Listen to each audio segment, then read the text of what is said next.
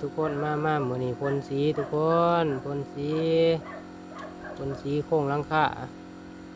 กันสาดพวกมันแหลดนี่ฟ้าวเฮ็ดเบิ่งอากาศสีครึมๆอยู่คือฝนสิตกนี่จักหน่อยว่าฝนตกมาก็ว่าเฮ็ดบ่ได้อีกได้นี่เงินก็อยากได้อีกทุกคนร่างกายก็อยากพักกำลังใจก็อยากมีไผมีการมีงานก็เอื่นใส่เอื่นหานี่เด้อทุกคนเด้อก็มีเงินมาซื้อเขาวมาแลกนี่ดอกทุกคนถึงเฮ็ดสะแหน่ก็บ่เป็นหยังเนาะเพิ่นว่าคันบ่เฮ็ดก็บ่ได้กินเนาะทุกคนเนาะแต่ขนาดเฮ็ดอยู่คุมื้อนี่ยังยากอยู่เว้าบ่สุดท่วมทุกคนฝนก็ว่าตกมาซะนั่นฝนก็ตกแห้งแต่แห้งว่ายังว่าแล้วฝนสิตกให้ทุกคนมันแล้วก็ได้บ่แล้วสามทุกคนฝนตกก่อนทั้งลมทั้งฝนมาไฟฟ้าก็รับ